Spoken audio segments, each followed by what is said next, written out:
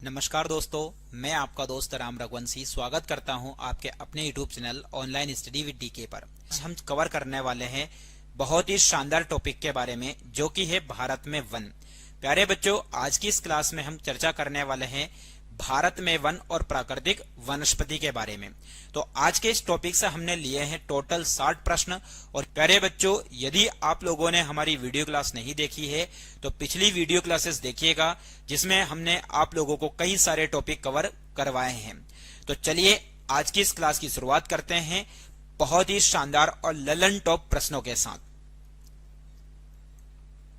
पहला प्रश्न आप लोगों के सामने, भारत का सबसे बड़ा वनस्पति संग्रहालय कहाँ स्थित है? तो प्यारे बच्चों, आप लोगों के सामने एक प्रश्न दे रखा है कि भारत का सबसे बड़ा वनस्पति संग्रहालय कहाँ पर है। तो मैं वनस्पति संग्रहालय की बात करूं तो आप लोगों को ये पता होना चाहिए कि ये कहाँ पर है। तो इस वनस्पति संग्रहालय की बात करें तो ये इतना बड़ा वनस्पति संग्रहालय है कि जिसे लघु वन के नाम से जाना जाता है। ये जो वनस्पति संग्रहालय है, इसकी विशेषता ये है कि कहा जाता है कि ये लगभग 270 प्लस एकड़ जमीन में फैला हुआ है। इतना बड़ा एक संग्रहालय है, जिसका नाम यदि देखा जाए तो जगदीश चंद्र बोस के नाम पर इसका नाम है। ठीक है, जगदीश चंद्र बोस के नाम पर ये बना हुआ है। जो कि कहां पर बना हुआ है बच्चों, बस यही प्रश्न है हमारा। तो ध्यान रखना, ये बना हुआ है कोलकाता में। अब कोलकाता कहां पर बसा हुआ है? तो कोलकाता बसा हुआ है बच्चों कौन सी नदी के किनारे? ये हुगली नदी के किनारे बसा हुआ शहर है। कौन सा? कोलकाता। यदि हम वनस्पति संग्रहालय की यदि हम बात करें तो यहाँ पर जो है ऐसा कहा जाता है कि 12,000 से भी जीवित बहुवर्षीय पौधे हैं यहाँ पर। ठीक, तो किससे ज्यादा? 12,000 से भी ज्यादा पौधे यहाँ पर हैं। वहीं यहीं पर जाना जाता है कि जो वनस्पति संग्रहालय है, यहाँ पर बहुत सारे प्रकार के घर आपको देखने को मिलेंगे। जैसे ताड़ घर आपको देखने को मिलेगा यहीं पर, इसके अंदर आपको रसीला घर यहीं पर देखने को मिलेगा, वहीं आपको कैक्टस घर देखने को मिलेगा। और ऐसा एक बहुत ही महत्वपूर्ण फैक्ट जो कि आप लोगों को पता होना चाहिए, एक सबसे पुराना बरगद का पेड़ भी यहाँ पर देखने को मिलेगा, जिसके बारे में कहा जाता है, आप लोगों ने यदि सुना हो, कि ये इतना पुराना पेड़ है जिसे कई लोग दुनिया का सबसे बड़ा पेड़ मानते हैं। ठीक, इस उद्यान में जो पेड़ है इसे ग्रेट बरगद का पेड़ कहते हैं। ग्रेट बरगद, ठीक, यानी कि महान बरगद का पेड़ के नाम से जाना जाता है। चलिए अगले प्रश्न की चर्चा करते हैं। उससे पहले मैं आप लोगों को बता दूं कि जो हम प्रश्न लेते हैं उस प्रश्न का पूरा निचोड़ आप लोगों के सामने रखते हैं बच्चों। यदि आपको वीडियो पसंद आता है तो वीडियो को लाइक करना ना भूलें। ठीक है, क्योंकि यहाँ पर आपकी स्क्रीन के सामने एक प्रश्न है, लेकिन मैंने उससे आपको 5 से 6 प्रश्न अलग से ही बनाकर दिए हैं यहाँ पे। ठीक है, चलिए अगला प्रश्न आपके सामने, भारतीय वन अनुसंधान संस्थान भारत के किस शहर में स्थित है? बहुत ही अच्छा प्रश्न है आप लोगों के सामने कि भारतीय वन अनुसंधान संस्थान भारत के किस शहर में स्थित है। ये नई दिल्ली में है, हैदराबाद में है, देहरादून में है, शिमला में है। यदि हम इस प्रश्न की यदि अपन बात करें बच्चों, तो इस प्रश्न का जो उत्तर है वो है क्या? देहरादून। देहरादून पड़ता कहां पर है बच्चों? तो ध्यान रखना, देहरादून की यदि हम अपन बात करें तो देहरादून पड़ता है उत्तराखंड में। कहां पर पड़ता है? ये उत्तराखंड में पड़ता है। यदि इसकी हम बात करें कि इसकी स्थापना कब होती है, तो भारतीय वन अनुसंधान संस्थान की स्थापना होती है 1878 में।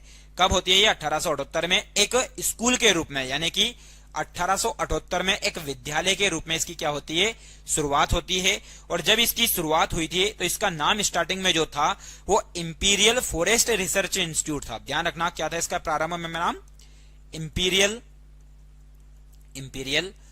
Forest research institute. Forest research institute के नाम से जाना जाता था पहले, है ना। ये पूछा जा सकता है, आप लोग याद रखिएगा, इंस्टीट्यूट। ठीक, ये वेरी वेरी मोस्ट इंपोर्टेंट। बाकी अभी किस नाम से जाना जाता है? तो FRI, ठीक, फॉरेस्ट रिपोर्ट इंस्टीट्यूट के नाम से जाना जाता है। चलिए अगला प्रश्न आप लोगों के सामने है, भारतीय वनस्पतिक सर्वेक्षण बॉटनिकल सर्वे ऑफ इंडिया का मुख्यालय कहां पर है? तो बॉटनिकल सर्वे ऑफ इंडिया की यदि अपन बात करें कि बॉटनिकल सर्वे ऑफ इंडिया कहां पर है, तो ये आपका लखनऊ में है, दार्जिलिंग में है, कोलकाता में है, उत्तराखंड में है। तो प्यारे बच्चों, भारतीय वनस्पति संरक्षण की यदि अपन बात करें या बॉटनिकल सर्वे ऑफ इंडिया, तो ये भारत के किस शहर में स्थित है? तो ये है कोलकाता में। वहीं यदि अपन बात करें इसके बारे में, तो इसकी स्थापना कब होती है? तो इसकी स्थापना होती है बच्चों 1890 में। कब होती है ये? 1890 में होती है। वहीं यदि देखा जाए इसकी विशेषता के बारे में, तो इसकी विशेषता क्या है? तो पौधों के आर्थिक गुणों की पहचान करना मुख्य रूप से क्या है इसका उद्देश्य। पौधों के आर्थिक गुणों की, पौधों के आर्थिक गुणों की पहचान करना। ठीक, ये किसका उद्देश्य है? तो ये बॉटनिकल सर्वे ऑफ इंडिया का उद्देश्य है। वहीं यदि देखा जाए तो देश के जंगली पौधे के संसाधनों का वर्गीकरण करना। ठीक, तो जंगली पौधे के संसाधनों का वर्गीकरण करना भी किसका उद्देश्य है बच्चों? तो बॉटनिकल सर्वे ऑफ इंडिया का है। चलिए अगला प्रश्न आपके सामने, वन महोत्सव निम्नलिखित में से किससे संबंधित है? तो वन महोत्सव वृक्षों को काटना, वृक्षारोपण, वृक्षों का अनुवांशिक परिवर्तन, खेती में बढ़ोतरी। तो वन महोत्सव का जो उद्देश्य है एक तरीके से देखा जाए तो पर्यावरण को कहीं ना कहीं सुरक्षा पहुंचाना, ठीक, या पर्यावरण को संरक्षण प्रदान करना इसका मुख्य उद्देश्य है। तो इसके लिए कहीं ना कहीं जो ज्यादा से ज्यादा जरूरी है बच्चों वो है वृक्षारोपण। ठीक है, इसलिए इस प्रश्न का उत्तर हो जाएगा वृक्षारोपण। अगला प्रश्न है, चिपको आंदोलन किससे संबंधित है? चिपको आंदोलन आपके सामने ऑप्शन है क्या?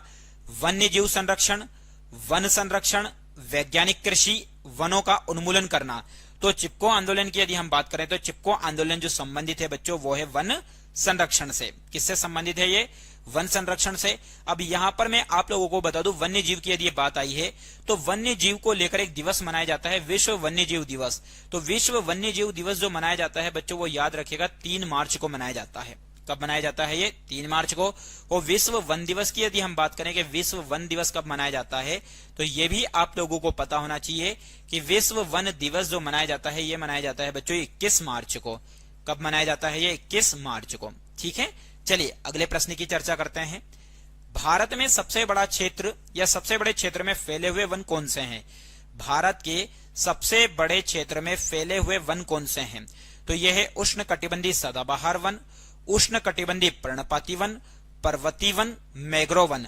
पर्वतीय वन वो वन होते हैं बच्चों जो एक तरीके से कहां पर पाए जाते हैं? पर्वत पर पाए जाते हैं। दूसरी बात, मैंग्रोव वन क्या होते हैं? तो मैंग्रोव वन वहां पाए जाते हैं जहां की मिट्टी या जहां का क्षेत्र कैसा होता है? लवणीय होता है, या जहां का क्षेत्र लवण युक्त होता है वहां पर पाई जाती है मैंग्रोव वनस्पति। ठीक, उष्ण कटिबंधीय पर्णपाती जो भारत का मध्यवर्ती क्षेत्र है वहां पर पाई जाती है। और उष्ण कटिबंधीय सदाबहार वन वो वन जो सारे क्षेत्र में पाए जाते हैं। तो इस प्रश्न का जो उत्तर हो जाएगा वो उत्तर हो जाएगा बच्चों क्या? उष्ण कटिबंधीय पर्णपाती वन। ठीक, तो ज्यादा से ज्यादा क्षेत्र पर फैले हुए हैं वो कौन से हैं? उष्ण कटिबंधीय पर्णपाती वन है। ये आप लोगों को क्या करना है? याद रखना है बच्चों। ठीक है, चलिए अगला प्रश्न है आप लोगों के सामने। चलिए अगला प्रश्न है, भारत में अति सघन वनों का सर्वाधिक क्षेत्र किस राज्य में पाया जाता है? बच्चों ये आप लोगों को बताना है। क्या है प्रश्न आप लोगों के सामने? प्रश्न है भारत में अति सघन वनों का सर्वाधिक क्षेत्र किस राज्य में, मतलब कौन सा ऐसा राज्य है जहां पर वन जो है पास पास बसे हुए हैं? जहां पर वन जो है कैसे बसे हुए हैं? पास पास बसे हुए हैं। ऐसा राज्य कौन सा है? तो अरुणाचल प्रदेश, मध्य प्रदेश, महाराष्ट्र, उड़ीसा। तो इस प्रश्न का जो उत्तर है बच्चों वो है अरुणाचल प्रदेश। तो अति सघन सर्वाधिक क्षेत्र किस राज्य में है? तो यह है अरुणाचल प्रदेश। बाकी सर्वाधिक क्षेत्रफल की यदि अपन बात करें कि सर्वाधिक क्षेत्रफल कहां पर है, तो सर्वाधिक क्षेत्रफल पर पाए जाने वाले वन जो है वो मध्य प्रदेश में है। और यदि प्रतिशत में यदि अपन बात करें कि प्रतिशत में ज्यादा वन कहां पर है, तो प्रतिशत में वन जो है बच्चों वो याद रखिएगा मिजोरम में है। कहां पर है? मिजोरम। बाकी क्षेत्रफल में कहां पर है? तो मध्य प्रदेश में है। और अति सघन वन यानी कि पास पास बसे हुए की स्थिति में बात करें तो वो कौन सा राज्य है? अरुणाचल प्रदेश में है। ये आप लोगों को याद रखना है। चलिए बच्चों अगला प्रश्न है। प्यारे बच्चों ये लेवल फर्स्ट के अंतर्गत आने वाले प्रश्न हैं जिसमें मैंने टॉप 60 प्रश्नों की चर्चा की है। अभी तो 8 ही हुए हैं, हमने टोटल 60 प्रश्न की चर्चा की है। यदि आपने पूरी क्लास को देखा तो 60 से मान के चलिए कि आपके 100 क्वेश्चन कवर होने वाले हैं आज की इस छोटी सी क्लास से। ठीक है, भारत के निम्न उक्त क्षेत्रों में से कौन सा चीड़ के वनों से संबंधित है? तो चीड़ के जो वन है उनसे संबंधित क्षेत्र कौन सा है? रुहेलखंड है, बुंदेलखंड है, झारखंड है, उत्तराखंड है। तो जो चीड़ के वृक्ष हैं यदि देखा जाए बच्चों, कौन से वृक्ष? चीड़। तो ये चीड़ के वृक्ष उस क्षेत्र में पाए जाते हैं जो लगभग थोड़ा ऊंचाई पर बसा हुआ क्षेत्र होता है। कौन से क्षेत्र पर? ऊंचाई पर बसा हुआ क्षेत्र। तो यदि देखा जाए तो ऊंचाई वाला जो क्षेत्र है वो एक ही है जो कि उत्तराखंड है। इसलिए इस प्रश्न का सही उत्तर हो जाएगा बच्चों क्या? उत्तराखंड। ठीक है, चलिए अगला प्रश्न आप लोगों के सामने। भारत के निम्न राज्यों में से किसमें सागौन का वन पाया जाता है? सागौन का वन ज्यादातर मात्रा में कहां पर पाया जाता है? तो मध्य प्रदेश में, उत्तर प्रदेश में, झारखंड में, कर्नाटक में। तो सागौन के जो वृक्ष ज्यादातर पाए जाते हैं बच्चों, वो पाए जाते हैं भारत के एक राज्य मध्य प्रदेश में। ठीक, इस मध्य प्रदेश में यदि देखा जाए तो ज्यादा से ज्यादा वृक्ष भी पाए जाते हैं और ज्यादा से ज्यादा वन भी पाए जाते हैं, इसलिए कहा जाता है वनों का राज्य। एग्जाम में कभी कभी आ जाए आपके सामने ये कि वनों का राज्य किस राज्य को कहते हैं, तो वनों का राज्य कहते हैं मध्य प्रदेश को, क्योंकि क्षेत्रफल में सबसे ज्यादा वन यदि कहीं पर है तो वो कहां पर है, मध्य प्रदेश में ही है। ठीक है, वहीं यदि अपन बात करें तो मध्य प्रदेश में एक और चीज आप लोगों को मैं बता दूं कि मध्य प्रदेश को टाइगर स्टेट भी कहते हैं। क्या बोलते हैं बच्चों, इस राज्य को टाइगर स्टेट भी कहते हैं। वहीं इस राज्य को यदि देखा जाए तो इस राज्य को सोया स्टेट भी कहते हैं। कौन सा स्टेट कहते हैं बच्चों, सोया स्टेट भी, क्योंकि यहाँ पर टाइगर की संख्या ज्यादा है इसलिए टाइगर स्टेट, यहाँ पर सोयाबीन का उत्पादन ज्यादा होता है इसलिए सोया स्टेट कहते हैं। ठीक है, चलिए अगला प्रश्न आपके सामने, भारत में चंदन की लकड़ी के लिए प्रसिद्ध राज्य, ये चंदन की लकड़ी के लिए प्रसिद्ध राज्य जो है वो कौन सा है, असम है, केरल है, कर्नाटक है, पश्चिम बंगाल है। ये वही चंदन है जो पुष्पा में आप लोगों ने देखा था बच्चों। ठीक है, तो पुष्पा मूवी के अंतर्गत जो चंदन आप लोगों ने देखा था या उसी चंदन की बात हो रही है। तो चंदन के लिए फेमस राज्य कौन सा है, तो आपके सामने 4 ऑप्शन दे रखे हैं। इन 4 ऑप्शन में से इसका सही उत्तर है बच्चों कर्नाटक राज्य। कौन सा राज्य है, कर्नाटक। कर्नाटक जो है फेमस, आप लोगों को पता होना चाहिए, ये सोने के लिए भी प्रसिद्ध है, सोना यानी कि गोल्ड। अब गोल्ड के लिए यहाँ की जो प्रसिद्ध खजान है वो आप लोगों को बता दूं मैं, हट्टी एवं कोलार की खान। किसकी बेटा, हट्टी एवं कोलार की खान, जो कि किसके लिए फेमस है, ये सोने के लिए। और इसके लिए एक मूवी जो कि आप लोगों को पता है, सोने के लिए जो मूवी बनी है वो है केजीएफ, और कहीं ना कहीं चंदन के लिए जो मूवी बनी है वो कौन सी बनी है, पुष्पा बनी है। ये आप लोगों को याद रखना है। चलिए अगला प्रश्न है, भारत में उष्ण कटिबंधी सदाबहार वन कहां पर पाए जाते हैं। उष्ण कटिबंधी सदाबहार वन जो है वो कहां पर पाए जाते हैं, केरल में, आंध्र प्रदेश में, मध्य प्रदेश में, उड़ीसा में। तो इस प्रश्न का सही उत्तर जो होगा बच्चों वो होगा केरल, यानी कि भारत में उष्ण कटिबंधी सदाबहार वन कहां पर पाए जाते हैं, केरल में। भारत के केरल राज्य की यदि अपन बात करें तो भारत का जो ये वाला घाट है, इस घाट को बोलते हैं पश्चिमी घाट। तो पश्चिमी घाट पर सबसे नीचे की तरफ बसा हुआ जो राज्य है ये वाला, ये राज्य है केरल। कहा जाता है कि जब सबसे पहले मानसून आता है तो मानसून सबसे पहले जिस राज्य में प्रवेश करता है वो राज्य कौन सा है, केरल है बच्चों। ठीक है, चलिए अगला प्रश्न है, निम्नलिखित में से भारत का कौन सा क्षेत्र उष्ण कटिबंधी सदाबहार वन से ढका हुआ है। तो ऐसा कौन सा क्षेत्र है जो उष्ण कटिबंधी सदाबहार वन से ढका हुआ है, तो गुजरात का अर्धशुष्क क्षेत्र, पूर्वी घाट, पश्चिमी घाट, मध्य प्रदेश। तो उष्ण कटिबंधी सदाबहार वनों से ढका हुआ जो क्षेत्र है बच्चों वो है पश्चिमी घाट। कौन सा घाट है, पश्चिमी घाट। अब ये पश्चिमी घाट कहां पर है, तो आप लोगों को मैप में जरा मैं बता दूं, तो जैसे भारत का ये दक्षिण वाला हिस्सा है, इस घाट को बोलते हैं बच्चों पूर्वी घाट। ठीक, और इसी के जस्ट साइड में यदि देखोगे तो इस घाट को बोलते हैं पश्चिमी घाट। इस पश्चिमी घाट की यदि हम बात करें बच्चों तो ये ऐसा घाट है जो एक समानांतर है। कैसा है ये, एक समानांतर, मतलब कि यदि देखा जाए तो ये कटा फटा नहीं है, बल्कि कटा फटा जो घाट है, कटा हुआ, तो वो घाट कौन सा है, पूर्वी घाट है। तो इस घाट में यदि देखोगे तो कौन सा क्षेत्र पाया जाता है या कौन से वन, तो उष्ण कटिबंधी सदाबहार वन पाए जाते हैं। वहीं सबसे ज्यादा जैव विविधता भी यहाँ पर पाई जाती है, जैव विविधता, क्योंकि जब वन है तो सीधी सी बात है यहाँ पर क्या होगी, जैव विविधता। भारत में 3 हॉटस्पॉट है। भारत में यदि देखा जाए तो कितने हॉटस्पॉट है बच्चों, 3 हॉटस्पॉट है। उन 3 हॉटस्पॉट में से एक हॉटस्पॉट कौन सा है, पश्चिमी घाट है। ठीक है, चलिए अगला प्रश्न आप लोगों के सामने 13वें नंबर का प्रश्न है, निम्न में से किन पहाड़ियों पर उष्ण कटिबंधी सदाबहार वन पाए जाते हैं। मतलब कौन सी ऐसी पहाड़ी है जिस पर उष्ण कटिबंधी सदाबहार वन पाए जाते हैं, तो नीलगिरी पहाड़ी पर, अरावली पहाड़ी पर, राजमहल पहाड़ी पर, शिवालिक पहाड़ी पर। प्यारे बच्चों, मैं आप लोगों को छोटे से मैप में बता दूं कि कौन सी पहाड़ी कहां पर स्थित है, ताकि एग्जाम में कभी आए तो आप इस प्रश्न को गलत ना करो। तो थोड़ा सा मैप जैसा बन रहा है ऐसा समझने की कोशिश करिएगा। जैसे नीलगिरी, तो भारत का जो दक्षिणतम क्षेत्र है बच्चों यहाँ पर, तो जैसे केरल, कर्नाटक, तमिलनाडु की सीमा वाले क्षेत्र पर है, यहाँ पर कौन सी पहाड़ी, नीलगिरी पहाड़ी, आप याद रखिएगा। भारत में शिवालिक यानी कि हिमालय वाले क्षेत्र में यदि आप देखोगे तो यहाँ पर जो पहाड़ी मिलेगी ये मिलेगी शिवालिक। राजस्थान वाले क्षेत्र में यानी कि यहाँ पर जो पहाड़ी मिलेगी बच्चों वो याद रखिएगा, वो मिलेगी अरावली। ठीक है, और वहीं यदि देखा जाए एक और है राजमहल, तो कहीं ना कहीं आप लोगों ने यदि सुना हो राजमहल गारोगे, या राजमहल गारोगे तो कहीं ना कहीं एक इधर की तरफ जो छोटा नागपुर का पठार है, यहीं पर आपको मिलने की भी है एक पहाड़ी जिसका नाम है राजमहल की पहाड़ी। बच्चों ये है राजमहल की पहाड़ी, ठीक है, और एक है राजपीपला की पहाड़ी। तो यहां पर आप देखोगे सतपुड़ा का सबसे पश्चिमी हिस्सा जिसे राजपीपला की पहाड़ी कहते हैं, तो ये अलग अलग है। तो इस प्रश्न का जो उत्तर है बच्चों वो है नीलगिरी की पहाड़ी। कौन सी पहाड़ी? नीलगिरी। और इसी नीलगिरी पहाड़ी की सबसे ऊंची चोटी जो है वो है बेटा डोडो बेट्टा। कौन सी है? डोडो बेट्टा। ये आप लोगों को ध्यान रखना है, सबसे ऊंची चोटी नीलगिरी पहाड़ी की। चलिए अगला प्रश्न है, गंगा ब्रह्मपुत्र डेल्टा क्षेत्र का वन निम्नलिखित में से किस नाम से जाना जाता है? मतलब जो गंगा और ब्रह्मपुत्र नदी है, जब ये दोनों नदी मिलती है तो इन दोनों को संयुक्त रूप से बोला जाता है पद्मा। और यहाँ पर पद्मा के बाद ये दुनिया का सबसे बड़ा डेल्टा बनाती है जो कि है बच्चों सुंदरवन डेल्टा। कौन सा डेल्टा है? सुंदरवन डेल्टा है, ये आप लोगों को पता होना चाहिए। तो इस सुंदरवन डेल्टा में जो वनस्पति पाई जाती है, इस वनस्पति को जिस नाम से जाना जाता है बच्चों वो है मानसून वन, वर्षा वन, पतझड़ वन या सुंदरवन। तो यहाँ पर पाए जाने वाले वनों को बोलते हैं सुंदरवन। और ये सुंदरवन यदि देखा जाए तो ये किस प्रकार के वन है ये? तो बच्चे ध्यान रखना, ये है मैंग्रोव वन। कौन से वन है ये?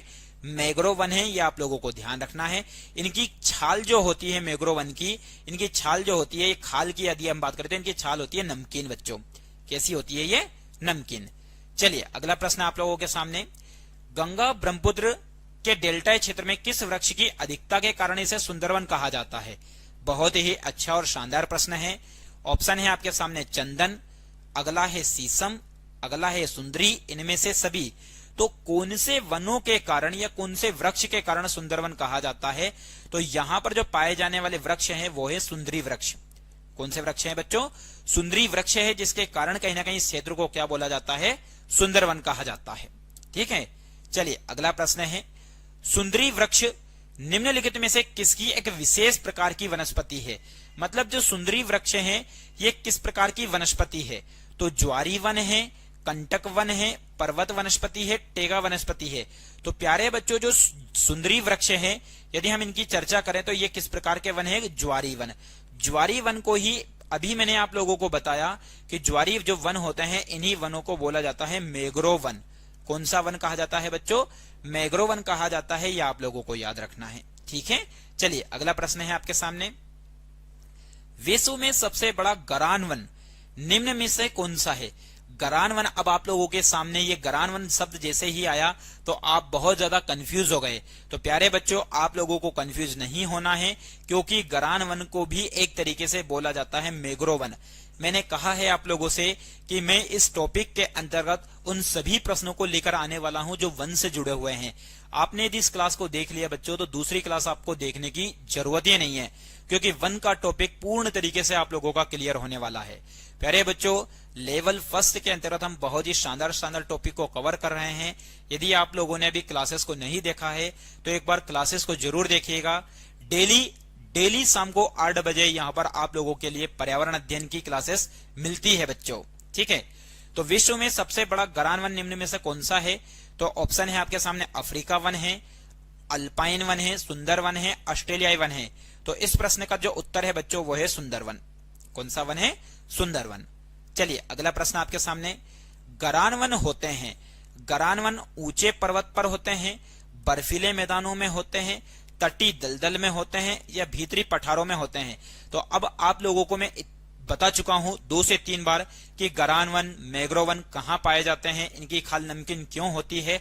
तो सीधी सी बात है, इस प्रश्न का जो उत्तर होगा बच्चों वो क्या होगा? तटी दलदल वाले क्षेत्र में ये पाए जाते हैं। कहां पर पाए जाते हैं? ये तटी दलदल वाले वनों क्षेत्र में पाए जाते हैं।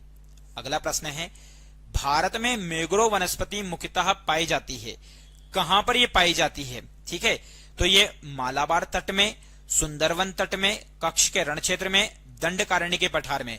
भारत की मैपिंग यदि हम देखें तो उस भारत की मैपिंग के अंतर्गत कौन सा क्षेत्र कहां पर है, तो ये आप लोगों को मैं बता दूं कि कहां पर कौन सा क्षेत्र है। तो कच्छ का रण, तो गुजरात वाले एरिया में यदि हम देखेंगे तो यहां पर है बच्चों कौन सा? कच्छ का रण क्षेत्र है। यहां पर पश्चिम बंगाल वाले क्षेत्र में यदि देखेंगे, कहां पर? पश्चिम बंगाल, तो यहां पर आपको सुंदरवन मिलेगा। वहीं ये वाला जो तट है बच्चों, इस वाले तट को बोलते हैं कौन सा? तो ध्यान रखना, इस वाले तट को बोलते हैं मालाबार तट, केरल वाले क्षेत्र में। और यहां पर जो पठार पड़ता है, इस पठार का नाम है दंडकारण्य का पठार। ठीक है। तो इन चारों ऑप्शन में से यदि देखा जाए तो कहां पर मैंग्रोव वनस्पति पाई जाती है, तो बच्चों मैंग्रोव वनस्पति पाई जाती है सुंदरवन वाले क्षेत्र में। कौन से क्षेत्र में? सुंदरवन क्षेत्र में। चलिए अगला प्रश्न है, सुंदरवन के जंगल को क्या कहा जाता है? तो सुंदरवन के जंगल को गुल्म जंगल कहते हैं, मैंग्रोव कहते हैं, पर्णपाती जंगल कहते हैं या टुंड्रा कहते हैं।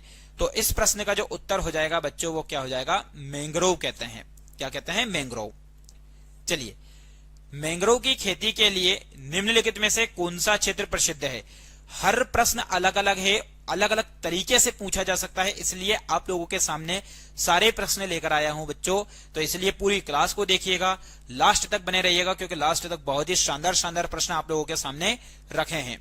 तो दक्षिण का 24 परगना का सजने खाली जंगल, कलिंपपांग का लावा जंगल, उड़ीसा का दंडकारण्य जंगल, उत्तर प्रदेश का कार्बेट नेशनल पार्क। तो मैंग्रोव खेती के लिए निम्नलिखित में से कौन सा क्षेत्र प्रसिद्ध है? तो इसके लिए जो प्रसिद्ध क्षेत्र है बच्चों वो ध्यान रखना, दक्षिण 24 परगना का सजने खाली जंगल। ठीक है। चलिए अगला प्रश्न आप लोगों के सामने, मैंग्रोव वनों पर वैश्विक तापन का क्या प्रभाव होगा? तो जो मैंग्रोव वन है उस पर वैश्विक तापन का क्या प्रभाव होगा? तो ऑप्शन है आपके सामने, वे अधिक प्रचुरता से पैदा होंगे, मैंग्रोव के विशाल क्षेत्र जलमग्न हो जाएंगे, कार्बन सिंक्स के रूप में उनकी भूमिका अधिक महत्वपूर्ण हो जाएगी, उपयुक्त का और का दोनों। तो इस प्रश्न का जो उत्तर होने वाला है बच्चों वो हो जाएगा आपका उपयुक्त का और का दोनों। मतलब वे अधिक प्रचुरता से पैदा होंगे और कार्बन सिंक्स के रूप में उनकी भूमिका अधिक महत्वपूर्ण हो जाएगी, ये आप लोगों को ध्यान रखना है। ठीक है बच्चों। चलिए अगला प्रश्न और शानदार प्रश्न आप लोगों के सामने, पूर्वी भारत का सुंदरवन का एक उदाहरण है। क्या है बच्चों प्रश्न आपके सामने? कि पूर्वी भारत का सुंदरवन का एक उदाहरण है। ऑप्शन है आप लोगों के सामने, बहुत अच्छा और शानदार प्रश्न, वन पारिस्थितिक तंत्र का, मैंग्रोव पारिस्थितिक तंत्र का, घास स्थल पारिस्थितिक तंत्र का, समुद्री पारिस्थितिकी तंत्र का। तो प्यारे बच्चों इस प्रश्न के यदि हम उत्तर की यदि हम बात करें तो इस प्रश्न का जो उत्तर होने वाला है वो होने वाला है आपका समुद्री पारिस्थितिकी तंत्र का। किसका? समुद्री पारिस्थितिकी तंत्र का। क्योंकि पूर्वी भारत का जो सुंदरवन है ये एक तरीके से देखा जाए तो समुद्र के पास में ही स्थित है। किसके पास में स्थित है? समुद्र के पास में स्थित है बच्चों। ठीक है। चलिए अगला प्रश्न आप लोगों के सामने 24वें नंबर का प्रश्न है। ठीक है। जो वन चक्रवातों के अवरोधकों का कार्य करते हैं वे वन कौन से हैं? तो अल्पाइन वन है, मैंग्रोव वन है, एवरग्रीन वन है, मानसून वन है। मतलब जो एक तरीके से यदि देखा जाए बच्चों तो भारत में मानसून की जो उत्पत्ति होती है एक तरीके से चक्रवात से ही होती है। किससे होती है? चक्रवात। तो उनको रोकने का कार्य कौन से वन करते हैं? तो उनको रोकने का जो कार्य करते हैं बच्चों वो ध्यान रखना, वो कौन से वन करते हैं? Mangrove one. चलिए अगला प्रश्न आपके सामने, अमेजनी वन एक प्रकार का है। तो अमेजन जो अमेजन के जंगल में पाए जाते हैं, वैसे आप लोगों को पता होगा पृथ्वी का फेफड़ा किसको कहा जाता है? क्या? पृथ्वी का फेफड़ा। तो पृथ्वी का जो फेफड़ा है बच्चों वो अमेजन के जंगल को कहा जाता है। ठीक है। तो ये किस प्रकार के वन है? उष्ण कटिबंधीय वर्षा वन है, शीतोष्ण वर्षा वन है, शीतोष्ण सदाबहार वन है, उष्ण कटिबंधीय मौसमी वन है। तो इस प्रश्न का उत्तर जो हो जाएगा बच्चों वो है उष्ण कटिबंधीय वर्षा वन। कैसे वन है ये? उष्ण कटिबंधीय वर्षा वन है, ये आप लोगों को याद रखना है। अगला प्रश्न है, भारत में वर्षा वन पाए जाते हैं तो वर्षा के दौरान ज्यादा से ज्यादा विकास करने वाले जो वन है वो भारत में कहां पाए जाते हैं? तो भारत में मध्य भारत में पाए जाते हैं, पूर्वी घाट में, उत्तर पूर्वी हिमालय और पश्चिमी घाट में, उत्तर पश्चिमी हिमालय और पूर्वी घाट में। तो इस प्रश्न का उत्तर होगा बच्चों उत्तर पूर्वी हिमालय और पश्चिमी घाट में पाए जाते हैं कौन से वन? ये वर्षा वन पाए जाते हैं। अब उत्तर पूर्वी हिमालय से बात आप लोगों को पता होगा कि भारत का जो उत्तर पूर्वी एरिया है उसमें क्षेत्र पड़ता है मासिनराम। कौन सा? मासिनराम। तो दुनिया की सबसे ज्यादा वर्षा यदि देखा जाए तो कहां पर होती है? मासिनराम में होती है, ये आप लोगों को याद रखना है। चलिए अगला प्रश्न है, विश्व की भूमि का कितना क्षेत्र उष्ण कटिबंधीय वर्षा प्रचुर वन है? यानी कि जो पृथ्वी है उस पृथ्वी के कितने क्षेत्र पर उष्ण कटिबंधीय वन पाए जाते हैं? तो 2% पर पाया जाता है, 7%, 10%, 15%। तो इस खूबसूरत से प्रश्न के उत्तर की यदि अपन बात करें बच्चों तो इस प्रश्न का जो उत्तर हो जाएगा वो हो जाएगा 10%। यानी कि विश्व के कुल भूभाग के 10% में जो उष्णकटिबंधीय वन है वो पाए जाते हैं। ठीक है, चलिए अगला प्रश्न है, उष्णकटिबंधीय वर्षा वन में सामान्य रूप से पाए जाने वाला पौधा है कि जो उष्णकटिबंधीय वर्षा वन है इसमें कौन सा पौधा पाया जाता है? तो आर्किड, देवदारू, चीड़, यूकेलिप्टस। तो इस प्रश्न के उत्तर की बात करें बच्चों तो इसके अंतर्गत जो पाए जाने वाला वृक्ष है वो याद रखिएगा वो है आर्किड। कौन सा है वृक्ष? आर्किड है। अब यहां पर यूकेलिप्टस के बारे में मैं बता दूं आप लोगों को कि ये एक इस प्रकार का वृक्ष है कि इसके आसपास यदि देखा जाए तो इसके आसपास कोई सा भी वृक्ष जो है वो कहीं ना कहीं बाहर या फिर उद्गमित नहीं हो सकता। क्यों नहीं हो सकता? क्योंकि ये यूकेलिप्टस जो पौधा है इन पौधे के पानी को सोख लेता है। पानी को क्या कर लेता है? सोख लेता है। इसलिए ये जो यूकेलिप्टस पौधा है इसे दूसरे या छोटे छोटे पौधों के लिए एक तरीके से घातक माना जाता है। ठीक है, चलिए अगला प्रश्न है, वर्षा वन में किसी पेड़ के छत्र के नीचे जो वनस्पति उगती है उसे क्या कहते हैं? वर्षा वन में किसी पेड़ के नीचे जो वनस्पति उगती है उसे क्या कहते हैं? उसे क्राउन कहते हैं, छत्र कहते हैं, अंडर स्टोरी कहते हैं या वनतल कहते हैं? तो इस प्रश्न के यदि हम उत्तर की बात करें बच्चों तो उसे बोलते हैं अंडर स्टोरी। बहुत ही अच्छा प्रश्न है, शानदार प्रश्न है। ये रीट के एग्जाम में पूछा भी गया है और हो सकता है आने वाले एग्जाम में पूछ भी लिया जाए। तो बच्चों ऐसे प्रश्नों को आप जरूर नोटिस करिएगा और इनको नोट कर लीजिएगा। चलिए अगला प्रश्न आप लोगों के सामने है, सदाबहार बरसाती वन मुख्यतः कितनी सुवितरित वार्षिक क्षेत्रों में पाए जाते हैं? यानी कि सदाबहार बरसाती वन जो है मुख्यतः कौन से वर्षा के क्षेत्रों में पाए जाते हैं या कितनी वर्षा वाले क्षेत्र में पाए जाते हैं?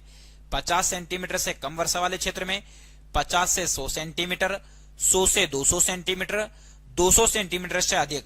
तो सदाबहार बरसाती वन की यदि हम बात करें बच्चों तो 200 सेंटीमीटर से अधिक जहां पर बारिश होती है वहां पर ये पाए जाते हैं।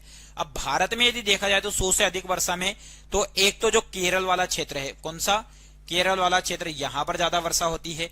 दूसरा भारत में जो पचमढ़ी वाला जो क्षेत्र है, पचमढ़ी जो कि कहां पर पड़ता है बच्चों? मध्य प्रदेश, यहां पर 200 सेंटीमीटर से अधिक वर्षा है। कहीं न कहीं बात करें हम मासिन राम, ठीक, तो ये भी एक तरीके से 200 सेंटीमीटर से अधिक वर्षा वाला क्षेत्र है बच्चों। ठीक है, चलिए अगला प्रश्न आप लोगों के सामने 31वां प्रश्न है, साल और सागौन के वृक्ष, किसके बच्चों? साल और सागौन के वृक्ष निम्नलिखित में से किस प्राकृतिक वनस्पति पट्टी में पाए जाते हैं? जो वनस्पति है उस वनस्पति में जो है कौन सी पट्टी ऐसी है जिसमें साल और सागौन के वृक्ष मिलते हैं? तो वो शीतोष्ण वन है, विषुवती वन है, उष्णकटिबंधीय वन है या फिर मिश्रित वन वाला क्षेत्र है? तो प्यारे बच्चों इस प्रश्न का उत्तर जो होगा वो होगा उष्णकटिबंधीय वन। सर उष्णकटिबंधीय वन होते क्या हैं? तो उष्णकटिबंधीय वन वो वन होते हैं बच्चों जो एक तरीके से जो ट्रॉपिकल जोन जो होता है, कौन सा जोन? Tropical zone. अब ट्रॉपिकल जोन का मतलब एक तरीके से जो विषुवत क्षेत्र वाला जो इलाका होता है उसमें जो वन पाए जाते हैं उन वनों को एक तरीके से उष्णकटिबंधीय वन कहते हैं। ठीक है, या जो अक्षांशीय विस्तार के आसपास पाए जाने वाले जो वन होते हैं उन्हें उष्णकटिबंधीय वन कहते हैं। चलिए अगला प्रश्न है, एक आकलन के अनुसार शीतोष्ण क्षेत्र में केवल 1% वन नष्ट हुए हैं जबकि उष्णकटिबंधीय में लगभग 1% वन नष्ट हो गए हैं। तो 20%, 40%, 60%, 80%। तो इस प्रश्न का जो उत्तर होगा बच्चों वो होगा 40%। यानी कि शीतोष्ण में यदि 1% वन नष्ट हो रहे हैं तो उष्णकटिबंधीय में कितने हो जाएंगे? 40% हो जाएंगे। इसका रीजन क्या हो जाएगा? क्योंकि ऐसे क्षेत्रों में ज्यादा से ज्यादा बच्चों जंगल में क्या लगती है? तो जंगल में आग लग जाती है और जंगल में आग लगने की वजह से पूरा का पूरा जो क्षेत्र है वो एक तरीके से क्या हो जाता है? जलकर ध्वस्त हो जाता है। ठीक है, चलिए अगला प्रश्न है, वन कटाई की दर किसमें सबसे अधिक होती है? मतलब कौन सा ऐसा क्षेत्र है जहां पर वनों की कटाई ज्यादा होती है? उष्णकटिबंधीय जंगल में, अंचल मतलब जंगल, मरु क्षेत्र यानी कि मरुस्थली क्षेत्र में, शीतोष्ण कटिबंधीय यानी कि जो ठंडा क्षेत्र उसमें, या उत्तरी वन यानी उत्तर वाले क्षेत्र में पाए जाने वाले वनों में। तो सबसे ज्यादा कटाई जो होती है बच्चों वो होती है उष्णकटिबंधीय जंगल में। कौन से जंगल में होती है? उष्णकटिबंधीय जंगल में। चलिए अगला प्रश्न है, विश्व में किस भोजन उत्पाद की बढ़ती हुई क्षुधा उष्णकटिबंधीय वनोन्मूलन का प्रमुख कारण है? मतलब एक तरीके से कौन सा ऐसा भोज्य पदार्थ है जो कहीं ना कहीं उष्णकटिबंधीय वन्य उन्मूलन के लिए कारण है? तो सुअर का मांस है, शर्करा है, बकरे का मांस है या गोमांस है? तो प्यारे बच्चों इस प्रश्न का जो उत्तर हो जाएगा वो है गोमांस। क्या हो जाएगा? आजकल गोमांस के लिए भी एक तरीके से देखा जाए तो गोमांस के लिए उष्णकटिबंधीय वनों को क्या किया जा रहा है? काटा जा रहा है बच्चों। ठीक है, अगला प्रश्न आपके सामने, सदाबहार किस्म के वन कहां पाए जाते हैं? तो मानसून जलवायु क्षेत्र में, मरु क्षेत्र में, भूमध्य सागरीय क्षेत्र में या भूमध्य रेखी क्षेत्र में? तो सदाबहार किस्म के जो वन पाए जाते हैं बच्चों, ये पाए जाते हैं भूमध्य रेखी क्षेत्र में। कहां पर पाए जाते हैं? ये भूमध्य रेखी क्षेत्र में पाए जाते हैं, ये आप लोगों को पता होना चाहिए। अगला प्रश्न है आपके सामने 36वें नंबर का प्रश्न है। प्यारे बच्चों टोटल 60 प्रश्न की मैंने इसमें चर्चा की है। यदि आप आखिरी तक यदि जुड़े रहते हैं तो आप ये मान के चलिए कि वन से संबंधित या प्राकृतिक वन से संबंधित जो भी आपके अंदर डाउट है वो सारे के सारे डाउट आज की क्लास में क्लियर होने वाले हैं। प्यारे बच्चों यदि आपको वीडियो पसंद आ रहा हो और यदि हमारी क्लासेस आपको पसंद आ रही हो तो वीडियो को लाइक करें, चैनल को यदि सब्सक्राइब नहीं किया है तो चैनल को सब्सक्राइब जरूर करें बच्चों। ठीक, ऑनलाइन स्टडी विद डीके आप लोगों के लिए बहुत मेहनत कर रहा है। यदि आप लोग इसकी मेहनत को यदि सलाम करना चाहते हैं या इसकी मेहनत को कुछ देना चाहते हैं तो बस एक ही चीज है कि आप इस चैनल को क्या करें? सब्सक्राइब करें बच्चों। ठीक है, प्रश्न है आपके सामने कि भारत के निम्नलिखित क्षेत्रों में से किस एक में मैंग्रोव वन, सदापर्णी वन और पर्णपाती वनों का संयोजन है? मतलब कौन सा क्षेत्र है जहां पर ये तीनों प्रकार के वन पाए जाते हैं? कौन कौन से? मैंग्रोव वन, सदापर्णी वन और कहीं ना कहीं पर्णपाती वन पाए जाते हैं। तो उत्तर तटीय आंध्र प्रदेश, दक्षिण पश्चिम बंगाल, अंडमान और निकोबार द्वीप समूह या दक्षिणी सौराष्ट्र? तो प्यारे बच्चों इस प्रश्न का जो उत्तर हो जाएगा वो हो जाएगा अंडमान और निकोबार द्वीप समूह। तो भारत का जो एक तरीके से देखा जाए तो बंगाल की खाड़ी में जो द्वीप समूह है, इस द्वीप समूह को जिस नाम से जाना जाता है बच्चों वो है अंडमान और निकोबार द्वीप समूह, जिसकी राजधानी की यदि अपन बात करें तो जिसकी राजधानी है पोर्ट ब्लेयर। क्या है बच्चों? Port Blair. और अंडमान निकोबार द्वीप समूह में एक तरीके से जो वन पाए जाते हैं उसमें कौन कौन से प्रकार के वन है? मैंग्रोव वन है, सदापर्णी वन है और पर्णपाती वन है। तो एक तरीके से वनों का घर वाला क्षेत्र है ये। अगला प्रश्न है, भारत में निम्नलिखित में से किस क्षेत्र में विविध अंतः समुद्री पेड़ पौधों तथा प्राणी जात का संरक्षण करने का जैव रिजर्व यानी बायो रिजर्व है? यानी कि कौन सा ऐसा क्षेत्र है जहां पर बायो रिजर्व है? तो लक्षद्वीप है, अंडमान और निकोबार द्वीप समूह है, दमन और दीव है, दादर नागर हवेली है। तो इस खूबसूरत से प्रश्न का जो उत्तर होगा बच्चों वो होगा अंडमान और निकोबार द्वीप समूह होगा। ठीक, वहीं अंडमान निकोबार द्वीप समूह की यदि हम बात करें तो यहां पर आप लोगों को पता होना चाहिए अंडमान निकोबार द्वीप समूह, यहां पर ही एक द्वीप समूह है जिसका नाम आप लोगों को पता होना चाहिए जो कि पंबन। पंबन जो कि कहां पर है तो आप लोगों को बता दूं मैं, पंबन भारत और श्रीलंका के बीच में जो छोटी छोटी द्वीपों की श्रृंखला है वहां पर है कौन सा द्वीप? पंबन द्वीप है।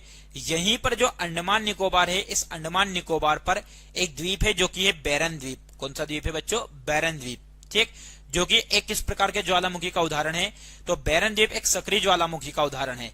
अब सभी बच्चे मुझे कमेंट करके बताइए कि जो अंडमान निकोबार द्वीप समूह पे जो निष्क्रिय ज्वालामुखी का उदाहरण है वो कौन सा है? चलिए अगला प्रश्न है, अधिकतम जैव विविधता वाला प्रदेश निम्नलिखित में से किस प्रकार का होता है? यानी कि जहां पर सबसे ज्यादा जैव विविधता पाई जाती है वहां पर कौन से प्रकार के वन क्षेत्र पाया जाता है? तो उष्णकटिबंधीय पाया जाता है, शीतोष्ण, मानसूनी या विषुवती? तो इस प्रश्न का जो उत्तर हो जाएगा बच्चों वो हो जाएगा क्या? विषुवती। यानी कि जहां पर ज्यादा से ज्यादा जैव विविधता पाई जाती है वहां पर वन का कौन सा क्षेत्र होता है या कौन सा प्रदेश होता है? तो वो होता है बच्चों विषुवती। विषुवती का मतलब है जो पृथ्वी है, पृथ्वी के बीच में से जो रेखा गुजरती है इसे विषुवत रेखा कहते हैं। और इसके आसपास वाले क्षेत्र में जो वन पाया जाता है वहां पर अधिकतर क्या पाई जाती है? जैव विविधता, यानी कि जीवों में पाई जाने वाली विभिन्नता। चलिए अगला प्रश्न आप लोगों के सामने है, खालिस्तान वनों में वृक्ष एक निश्चित मौसम में अपने पत्तों का त्याग देता है या अपने पत्तों को त्याग देते हैं? यानी कि कौन से ऐसे वन हैं जो एक तरीके से निश्चित मौसम के दौरान अपने पत्तों को त्याग देते हैं? तो सदाबहार वन कहलाते हैं, गरान वन कहलाते हैं, पर्णपाती वन कहलाते हैं या कटीले वन कहलाते हैं? तो प्यारे बच्चों इस प्रश्न का जो उत्तर हो जाएगा वो हो जाएगा पर्णपाती। ये नाम से स्पष्ट है, पर्ण यानी कि पत्तियां, और पाती यानी कि उनको त्याग देना। तो ऐसे वन जो अपनी पत्तियों को त्याग देते हैं निश्चित समय पर, तो ऐसे वनों को पर्णपाती वन कहते हैं बच्चों। ठीक है, चलिए अगला प्रश्न आपके सामने है, निम्नलिखित में से कौन से वृक्ष वर्ष में एक बार अपनी पत्तियां गिरा देते हैं? तो ऐसे वन यदि देखा जाए तो पर्णपाती वृक्ष है, शंकुधारी वृक्ष है, सदाबहार वृक्ष है, पर्णपाती वृक्ष तथा शंकुधारी वृक्ष दोनों है। तो इस प्रश्न का जो उत्तर है बच्चों वो है पर्णपाती वृक्ष। अभी हमने आपसे बात की है, तो जो आप लोगों ने देखा है हमारे आसपास के क्षेत्र में जो पीपल, एक तरीके से देखा होगा आपने, खाखरा या जिसे पलास कहते हैं वो आप लोगों ने देखा होगा, आम, तो ये क्या करते हैं वर्ष में एक बार अपनी पत्तियां गिरा देते हैं, जैसे नीम हो गई। तो ये इस प्रकार के जो वन है ये कैसे वन कहलाते हैं? पर्णपाती वन कहलाते हैं। चलिए अगला प्रश्न है, पर्णपाती वृक्ष क्या होते हैं? अपने खाद्य के लिए दूसरों पर निर्भर रहेंगे, अपनी पत्तियां हर वर्ष गिराएंगे, अपनी पत्तियां नहीं गिराएंगे, अपने खाद्य का संश्लेषण करेंगे। तो पर्णपाती वृक्ष के बारे में अभी हम लोगों ने पढ़ा है, क्या करेंगे ये? अपनी पत्तियां हर वर्ष गिराएंगे और उनमें नई नई पत्तियां आएगी और उस पौधे का धीरे धीरे क्या होता रहेगा बच्चों? विकास होता रहेगा। चलिए अगला प्रश्न है आपके सामने, निम्नलिखित में से कौन उष्णकटिबंधीय पतझड़ी पौधा है जो दक्कन के पठार की विशेषता है? यानी कि उष्णकटिबंधीय पतझड़ी पौधा है जो कहां की विशेषता है? दक्कन के पठार की। तो वो वन है सागौन, शीशम, चंदन, साल। तो इस प्रश्न का जो उत्तर होगा बच्चों वो होगा क्या? चंदन। क्या होगा? चंदन होगा। अभी थोड़ी देर पहले हमने बात की थी कि चंदन भारत के कौन से राज्य में फेमस है, तो ध्यान रखना वो है चंदन की लकड़ी कर्नाटक राज्य। ठीक है, चलिए अगला प्रश्न आप लोगों के सामने है, घटती उत्पादनशीलता के क्रम में पारिस्थितिकी तंत्र में निम्नलिखित में से कौन सा क्रम सही है? यानी कि घटती उत्पादनशीलता मतलब ऐसा जो है कहीं ना कहीं जिनकी उत्पादन क्षमता धीरे धीरे कम हो रही है पारिस्थितिकी तंत्र में, तो वो क्रम कौन सा है? तो मैंग्रोव, सागर, घास मैदान, झील, सागर, झील, घास मैदान, मैंग्रोव, सागर, मैंग्रोव, झील या घास का मैदान, मैंग्रोव, घास का मैदान, झील या सागर। तो इस प्रश्न की यदि हम बात करें तो इस प्रश्न का जो उत्तर होगा बच्चों वो है क्या? सी। यानी कि सागर, मैंग्रोव, झील और घास के मैदान, इनकी संख्या पारिस्थितिक तंत्र में धीरे धीरे क्या हो रही है बच्चों? कम हो रही है। ठीक है, चलिए अगला प्रश्न आप लोगों के सामने है, निम्नलिखित में से किसे वैश्विक विरासत का वन माना जाता है? मतलब एक तरीके से कितना प्यारा प्रश्न दे रखा है आपके सामने कि वैश्विक विरासत का वन किसको माना जाता है? उड़ीसा में नंदनकानन, असम में काजीरंगा, पश्चिम बंगाल में सुंदरवन, पश्चिम बंगाल में भारतीय वनस्पति उद्यान शिवपुर। तो वैश्विक विरासत के रूप में जिसको माना जाता है बच्चों, तो वो माना जाता है किसको? पश्चिम बंगाल में सुंदर वन को माना जाता है। बल्कि पश्चिम बंगाल में भारतीय वनस्पति उद्यान जो कि कहां पर है? शिवपुर। और शिवपुर कहां पर पड़ता है? ये कोलकाता में। जो किसके नाम पर है? हमने स्टार्टिंग में बात की थी, जगदीश चंद्र बसु के नाम पर है ये। चलिए अगला प्रश्न है आपके सामने, वृक्षाच्छादित क्षेत्र सर्वाधिक है, मतलब कौन से क्षेत्र में सबसे ज्यादा वन है? तो पूर्वी दक्कन में, उत्तरी मैदानी क्षेत्र में, पश्चिमी तटी में, पूर्वी तट में। तो इस प्रश्न का जो उत्तर हो जाएगा बच्चों वो हो जाएगा पूर्वी दक्कन में। कहां पर हो जाएगा? पूर्वी दक्कन में ज्यादा से ज्यादा क्षेत्र पर क्या है बच्चों? वन है। चलिए अगला प्रश्न है 46वें नंबर का प्रश्न, टोटल 60 प्रश्न है बच्चों। यदि यहां तक आप लोग आए हैं तो आगे भी आप लोगों को चलना है और पूरी क्लास को देखना है बच्चों। ठीक है, तभी आप लोगों के अंदर 61 ही नहीं बल्कि 100 प्रश्नों का संग्रह आप लोगों के पास होगा। क्षेत्रफल की दृष्टि से निम्नलिखित भारतीय राज्यों में सबसे अधिक वन आच्छादन किस राज्य का है? मतलब क्षेत्रफल में, किस में बात हो रही है? क्षेत्रफल में सबसे ज्यादा जो वन है वो किस राज्य में है? अरुणाचल प्रदेश, छत्तीसगढ़, मध्य प्रदेश, उड़ीसा। तो इस प्रश्न का जो उत्तर हो जाएगा बच्चों वो क्या हो जाएगा? मध्य प्रदेश। क्या हो जाएगा? मध्य प्रदेश हो जाएगा, जो कि आप लोगों को पता होना चाहिए क्योंकि मैं आप लोगों को बता चुका हूं इससे पहले भी। ठीक है, चलिए अगला प्रश्न आप लोगों के सामने, वन आच्छादन के कम होने का कारण, यानी कि जो पृथ्वी है इस पृथ्वी पर जो वन कम हो रहे हैं वो किसके कारण? तो कृषि के कारण, निर्माण उद्योग के कारण, बढ़ती हुई आबादी के कारण, पर्यटन और तीर्थ यात्रा के कारण। तो इस प्रश्न का जो उत्तर हो जाएगा बच्चों वो हो जाएगा बढ़ती हुई आबादी। यानी कि आज वर्तमान में आप देख रहे हो जनसंख्या की वृद्धि हो रही है, जिससे कहीं ना कहीं वन क्षेत्र जो क्या हो रहा है? कम हो रहा है बच्चों। ठीक है, चलिए अगला प्रश्न है 48वें नंबर का प्रश्न, वन कटाई से मृदा का तेजी से संक्षारण होता है। बिल्कुल सही बात है कि वनों के कटने से मृदा का तेजी से क्या होता है, संक्षारण होता है। उप भूपृष्ठीय जल के प्रवाह पर किसी प्रतिकूल प्रभाव पड़ता है। ये दोनों कारक सबसे बुरी तरह किसे प्रभावित करते हैं? ये दोनों कारक किसको सबसे ज्यादा प्रभावित करते हैं?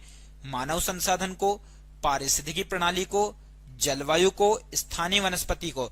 तो प्यारे बच्चों, ये सबसे ज्यादा जिस चीज को प्रभावित करते हैं ये करते हैं पारिस्थितिकी प्रणाली को। किसको प्रभावित करते हैं? पारिस्थितिकी प्रणाली को।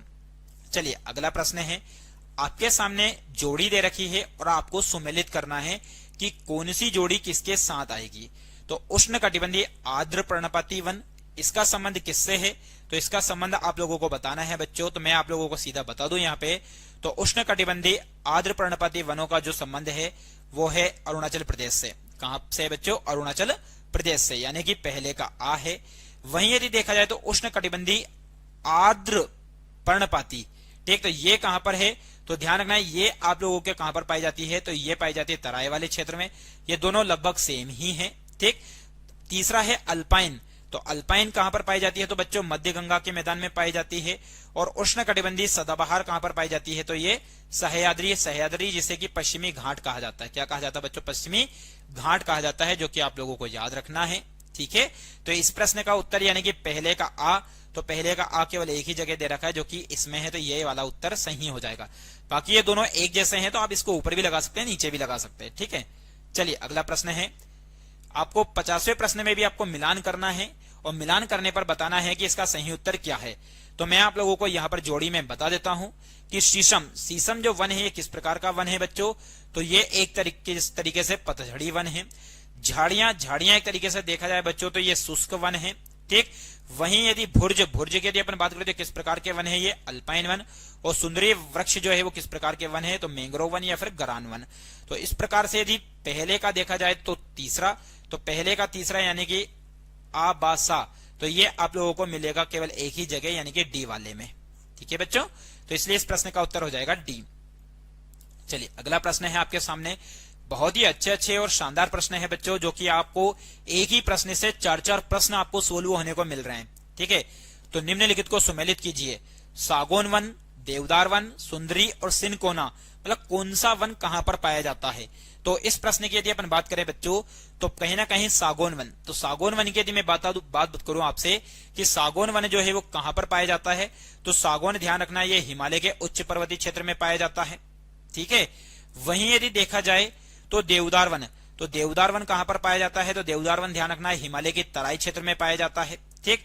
वहीं यदि सुंदरी वृक्ष की यदि अपन बात करें तो ये कहां पर पाया जाता है? सुंदरवन वाले क्षेत्र में पाया जाता है। और सिनकोना वन कहां पर पाया जाता है? तो ध्यान रखना ये मध्य भारत में पाया जाता है। तो इस प्रकार से यदि देखा जाए तो पहले का डी, यानी कि पहले का डी एक ही जगह है जो कि है गा वाले ऑप्शन में, यानी कि पहले का सी उत्तर सही है बच्चों, ठीक है। तो 51वें नंबर के प्रश्न का उत्तर क्या है? सी। यानी कि अभी तक मैं आप लोगों को 51 प्रश्न करवा चुका हूं, अभी 9 प्रश्न और बाकी है, जिससे आपको बहुत अच्छी जानकारी मिलने वाली है। अगला प्रश्न है, अधिकतम ऑक्सीजन किससे उपलब्ध होती है? तो सबसे ज्यादा जो ऑक्सीजन मिलती है वो किससे मिलती है? हरे जंगल से, रेगिस्तान से, घास के मैदान से, पादप प्लवक पुंज से। तो प्यारे बच्चों इस प्रश्न का जो उत्तर होगा, ज्यादा से ज्यादा जो ऑक्सीजन प्राप्त होती है वो पादप प्लवक पुंज से होती है, ठीक है। अगला प्रश्न है, निम्नलिखित में से कौन वनस्पति फाइबर का आधार है? कि वनस्पति फाइबर का जो आधार है वो किसको माना जाता है? सेलुलोज को, प्रोटीन को, वसा को या तेल को? तो वनस्पति फाइबर की यदि अपन बात करें बच्चों तो वनस्पति फाइबर का जो आधार है ध्यान रखना वो है सेलुलोज, ठीक। चलिए अगला प्रश्न है, निम्नलिखित में से कौन वनस्पति फाइबर का आधार है? तो फाइबर का आधार कौन सी वनस्पति है? तो हेलोफाइट्स है, जीरोफाइट्स है, हेलीफाइट्स है या सारोफाइट्स है? तो इस प्रश्न का जो उत्तर होगा बच्चों वो होगा क्या? हेलोफाइट्स, जो कि आप लोगों को ध्यान रखना है। किसका आधार है ये? तो ये फाइबर का आधार है बच्चों। चलिए 55वें नंबर का प्रश्न है, किस प्रकार के वन मुख्यतः सेवालों तथा काई से बने होते हैं? तो सेवाल और काई से बने हुए जो वन होते हैं वो कौन से वन है? तो टेगा वन है, टुंड्रा वन है, समशीतोष्ण वन है या उष्णकटिबंधीय सदाबहार वन है? तो इस प्रकार के वन यानी कि सेवाल और काई से जो बने हुए वन होते हैं बच्चों वो कौन से वन कहलाते हैं? तो टुंड्रा वन कहलाते हैं, जो कि ऊंचाई वाले क्षेत्र पर पाए जाते हैं। अगला प्रश्न है, आभासी वृक्ष रहित विरल वनस्पति कहाँ पाई जाती है? आभासी वृक्ष जो रहित विरल वनस्पति है वो कहाँ पाई जाती है? तो अल्पाइन क्षेत्र में, टुंड्रा क्षेत्र में, छप्पारल में या टेंगा में? तो इस प्रश्न का जो उत्तर हो जाएगा बच्चों वो हो जाएगा कहां पर? टुंड्रा क्षेत्र में।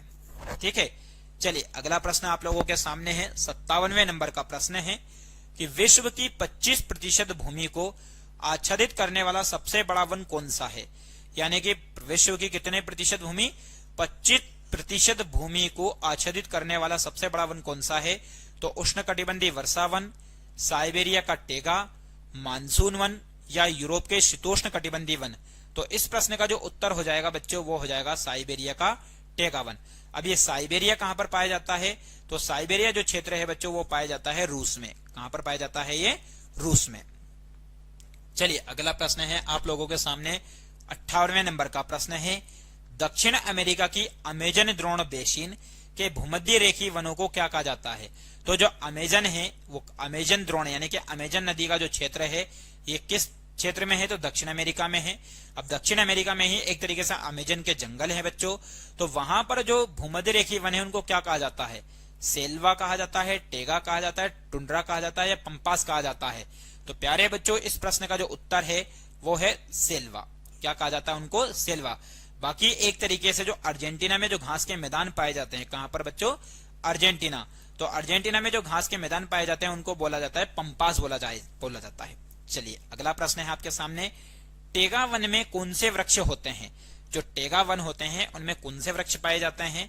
तो जड़ी बूटी वाले साकी वन वृक्ष, मृदु काष्ठ वृक्ष, मिले जुले वृक्ष या अल्पाइन वृक्ष? तो इस खूबसूरत से प्रश्न का जो उत्तर होने वाला है बच्चों वो मिले जुले वृक्ष, यानी कि जो टेगा वन है इसमें सभी प्रकार के मिले जुले वृक्ष पाए जाते हैं। ठीक है, अगला प्रश्न है 60वें नंबर का प्रश्न है कि सेल्वा होते हैं, सेल्वा क्या होते हैं? तो कनाडा के विस्तृत वन है, ब्राजील के विषुवती वर्षा वाले वन है, साइबेरिया के शंकु वृक्षी वन है या सदाबहार मानसूनी वन है? तो यदि देखा जाए तो सेल्वा जो बच्चों है वो क्या है? ब्राजील के विषुवती वर्षा वाले वन है। ठीक, चलिए अगला प्रश्न है, यानी कि आज की क्लास का अंतिम प्रश्न जो कि 61वें नंबर का प्रश्न है बच्चों। तो आप लोगों के सामने यहाँ पर टोटल 61 प्रश्न कवर किए हुए हैं। तो इस प्रश्न को देख लेते हैं, विश्व वन्यजीव निधि का शिलान्यास किस वर्ष किया गया? तो विश्व वन्यजीव निधि का शिलान्यास 1969, 1992, 1961, 1965। तो इस प्रश्न का जो उत्तर होगा बच्चों वो होगा 1961 होगा। बाकी मैंने आप लोगों को स्टार्टिंग में ही बताया कि विश्व वन्यजीव दिवस की यदि अपन बात करें कि विश्व वन्यजीव जो दिवस है बच्चों ये कब मनाया जाता है? तो विश्व वन्यजीव दिवस मनाया जाता है कितनी तारीख को? 3 मार्च को मनाया जाता है। ये आप लोगों को याद रखना है। ठीक, तो प्यारे बच्चों आज की इस क्लास में हमने टॉप 61 प्रश्न की चर्चा की है जो भारत में वन एवं प्राकृतिक वनस्पति से जुड़ा हुआ टॉपिक था। ठीक, उम्मीद करता हूं आप लोगों को वीडियो पसंद आया होगा। यदि वीडियो पसंद आया है तो वीडियो को लाइक करें, शेयर करें और चैनल को यदि सब्सक्राइब नहीं किया है तो चैनल को जरूर सब्सक्राइब करें। सभी लोगों का जुड़ने के लिए बहुत बहुत धन्यवाद। जय हिंद, जय भारत।